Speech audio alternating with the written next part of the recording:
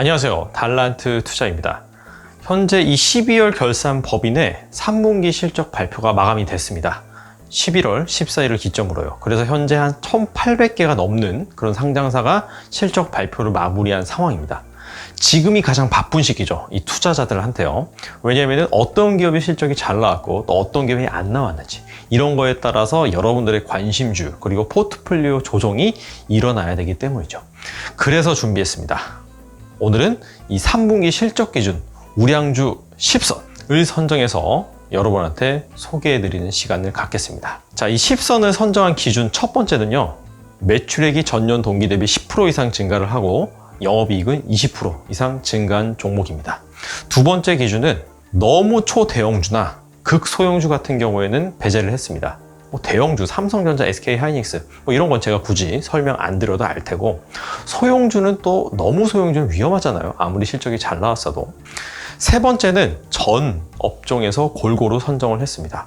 가령 반도체 기업 10개 이렇게 되면은 너무 집중돼 있다 보니까 별로 좋지 않겠죠. 마지막으로는 제일 중요한 건데 그냥 제 주관으로 선정을 했습니다. 따라서 이거는 투자 추천용이 아닌 투자 참고용으로 잘 활용을 하셨으면 좋겠고, 제가 이제 굳이 순위를 매겼는데 순위에는 크게 의미가 없습니다. 예를 들어서 1이라고 해서 주가가 엄청나게 오를 거다, 10이라고 해서 주가가 별로 안 오를 거다, 이런 건 전혀 무관합니다.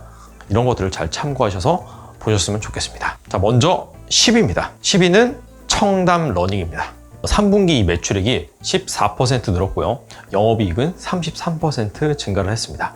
청담러닝은 여러분들 다 한 번씩은 들어보셨을 거예요. 이 청담 어학원을 운영하는 그런 기업입니다. 이 청담러닝 같은 경우에는 영어 쪽에 특화가 돼 있고, 국내 교육업체 중에서는 드물게 이 해외에 진출한 업체이기도 합니다. 현재 이 중국에 진출을 해 있습니다. 자회사 CMS 에듀라는 기업이 있는데 이 기업도 상장사예요. 여기는 이제 사고력 수학, 이거를 또 전문적으로 운영하는 학원입니다. 최근에는 초등학교, 중학교 교과 과정에 코딩이 또 포함되고 있거든요. 그래서 이 코딩 쪽에서도 진출을 했습니다. 그래서 이 다방면으로 포트폴리오를 확장하는 그런 기업이다, 이런 점이 포인트고요. 또 재미있는 거는 이 기업이 배당을 많이 줘요. 주당 한 연간 800원에서 한 1000원 정도를 줍니다. 그래서 현재 주가가 한 2만 원인데 배당 수익률을 계산해 보면은 5% 정도 기록을 합니다. 상당히 좀 높은 수준이죠. 현재 금리가 한 1.25%밖에 안 되는데, 리스크를 말씀드리면은 이건 전반적으로 이 학원업에 해당되는 그런 리스크입니다. 장기적으로 이 출산율이 낮아지다 보니까 학원생 수는 계속해서 감소할 것입니다. 그래서 이런 부분이 리스크다라는 점이고, 또 해외에 진출을 하긴 했지만 아직까지 가시적인 성과는 나오지 않고 있고요. 그리고 신규 진출한 이 코딩 쪽, 이쪽 부분에서도 아직까지 눈에 띌 만한 실적은 나오지 않고 있습니다. 자, 그리고 9위는 나이스 DMB입니다. 이 기업 좀 생소하시죠? 나이스 DMB는 이 나이스 그룹 계열사인데 신용평가 서비스를 하는 그런 기업입니다. 기업의 신용 등급을 평가를 해주는 그런 사업을 하는 그런 업체인데, 이 기업 같은 경우에는 올해 3분기 매출액이 61%, 영업이익은 자그마치 116% 증가를 했습니다. 특히나 이 기업 실적에 도드라진 이유는 뭐냐면은 경쟁기업 이크레더블 같은 경우에는 3분기 실적이 그냥 고만고만했어요. 어디서 이렇게 좋아졌느냐? 바로 기술 신용 평가 서비스. 이거를 2017년부터 시작을 했는데 계속해서 이 매출액이 성장을 하고 있습니다. 기술 신용 평가 서비스가 포함되어 있는 이 신용 인증 서비스 사업 부문 매출액은 2017년에 181억 원, 2018년에 260억 원, 그리고 올해 3분기 누적으로는 271억 원을 기록했습니다. 무려 3분기 만에 전년도 실적을 뛰어넘은 것이죠.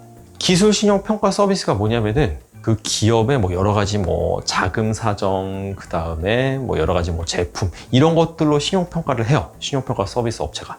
그런데 이 기술 신용평가 서비스는 말 그대로 그 기업이 가지고 있는 기술력을 평가를 해서 등급을 매기는 거예요. 그래서 이 등급을 받은 그런 기업 같은 경우에는 대출을 많이 받을 수도 있고, 또 금리도 싸게 또 대출을 받을 수도 있습니다. 이런 점이 상당히 장점이겠죠. 최근에 이 증시를 보셔도 이 기술 특례 상장이라든지 이런 쪽으로 영업이익 부분에서 적자가 남에도 불구하고 기술력이 뛰어난 업체들은 밀어주고 있어요. 즉 이 무형 자산에 부과하는 가치가 커지고 있다. 자, 이런 측면에서도 이 나이스 DMB가 기술 평가 서비스를 제공함으로써 이게 수혜를 보고 있는 거죠. 나이스 DMB의 리스크는 너무 작아요. 시총이 한 1200억 정도. 그리고 거래량도 별로 안 나옵니다. 주가에 별로 관심이 없어요, 기업이. 그래서 약간 주가가 장기적으로 좀 답보 상태에 머물러 있다, 이런 부분이 리스크라고 할 수 있습니다. 자, 8위는 삼양식품입니다. 삼양식품 하면 다 아시죠? 라면 만드는 기업. 삼양식품의 이 3분기 매출액은 25% 성장을 했고요. 영업이익도 65% 정도 성장을 했습니다. 특히 이 동정업계 기업, 음식료 기업과 비교를 하면은 상당히 두드러진 그런 실적임을 알 수가 있습니다. 이유는 바로 수출입니다. 삼양기업의 이 수출 비중이 올해 3분기 누적으로 무려 49%를 달성을 해서 사상 최고치를 기록을 했습니다. 바로 이 불닭 볶음면 시리즈 때문인데요. 삼양식품이 2017년도부터 이 불닭 볶음면 시리즈가 해외에서 히트를 치면서 계속해서 이 수출 비중이 확대가 되고 있는 그런 상황입니다. 리스크는요, 이 사실상 계속해서 이 성장 가도를 달리게 해주는 이 불닭 시리즈, 이 부분이 매출의 상당 부분을 차지하고 있다는 점입니다. 물론 입맛은 한번 고정이 되면은 바꾸기는 쉽지 않습니다만, 그럼에도 불구하고 이 한쪽 매출 비중이 편중돼 있다는 점은 리스크라고 할 수가 있겠죠. 7위는 JYP 엔터입니다. JYP 엔터의 3분기 매출액은 34% 증가를 했고요.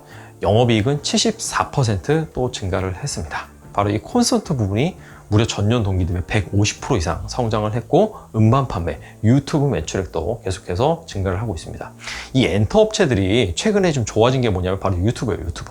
저도 이 유튜브를 하고 있지만은 이 엔터 업체들이 이 K-팝, 이게 이제 글로벌리 되게 유명하잖아요. 이런 것들을 뮤직비디오를 찍은 다음에 유튜브로 올리면서 이쪽 부분에서 거의 수십억 원의 매출액이 계속해서 발생을 하고 있어요. 이것도 원가가 없잖아요, 그죠? 그렇기 때문에 이 엔터 업체 전반적으로 이 유튜브 매출이 애드가 되면서 좋아지고 있는 그런 추세라는 점 참고로 알고 계시고요. 그리고 내년에는 이 JYP 엔터가 영업 환경이 더 좋다라고 합니다. 바로 트와이스의 일본 돔 투어, 그 밖에도 또 여러 아이돌 그룹이 계속해서 음반을 발매를 하면서 라인업이 좀 잘 갖춰져 있거든요. 자, 이런 점이 포인트다라고 할 수가 있겠죠. 단 리스크도 있겠죠. 왜냐하면은 이 JYP는 일본 쪽 매출 비중이 좀 큰 편이에요. 근데 지금 현재 한일 양국 관계가 별로 좋지가 않죠. 자, 그래서 이런 리스크는 가지고 있다는 점 참고하시기 바랍니다. 6위는 바로 F&F입니다. F&F의 올해 3분기 매출액은 54%, 그리고 영업이익은 89% 각각 성장을 했습니다. F&F는 의류기업이에요, 의류기업. 브랜드가 두 가지가 있는데 MLB랑 디스커버리. 그죠? 디스커버리 패딩으로 유명한. 근데 3분기에 이 대박이 터진 부분은 바로 MLB입니다. MLB의 그 면세점 매출액이 무려 100%나 성장을 했다라고 해요. 이 면세점 매출을 이끈 주인공은 바로 누구나 다 알고 있는 중국인들. 중국인들이 이 90%나 차지를 했다라고 합니다. 중국 쪽에서 이 MLB 브랜드가 대박이 터진 것이죠. 그래서 이 MLB 브랜드의 매출 성장세는 최근에 본격화됐습니다. 그 디스커버리 같은 경우에도 역시 꾸준히 증가를 하고 있고요. 그래서 내년에 이 해외 쪽 매출이 좀 더 기대가 된다고 합니다. 리스크라고 한다면은 굳이 리스크라고 할 건 없는데, F&F가 이렇게 실적 성장을 계속해서 지금 진행을 하고 있거든요. 이번이 처음이 아니라. 그러다 보니까 주가도 사상 최고 수준이에요. 그래서 이런 초고속 성장주 같은 경우에는 시장의 기대치가 상당히 높아져 있습니다. 그래서 만에 하나 기대치에 미치지 못하는 실적을 발표했을 경우에는 그 실망감이 더 클 수가 있습니다. 주가가 많이 하락할 수가 있거든요. 이런 점도 잘 참고하시기 바랍니다. 자, 5위는요. 근데 영업이익은 무려 280% 성장을 했습니다. 그런데 최근에는 이 공기청정기, 그리고 올해에는 이 창문형 에어컨, 이런 것도 대박을 치면서, 자, 2위는요. 내년 상반기에는 중국의 품목 허가 이슈가 있고요. 2021년엔 유럽, 그리고 2022년에는 미국의 품목 허가 이슈가 있습니다. 아마 오늘 소개시켜주는 10개 기업 중에서 매출의 성장률이 가장 뛰어난 그런 기업이다 라고 할 수가 있겠는데요. 자, 거의 다 왔습니다. 마지막 대망의 1위는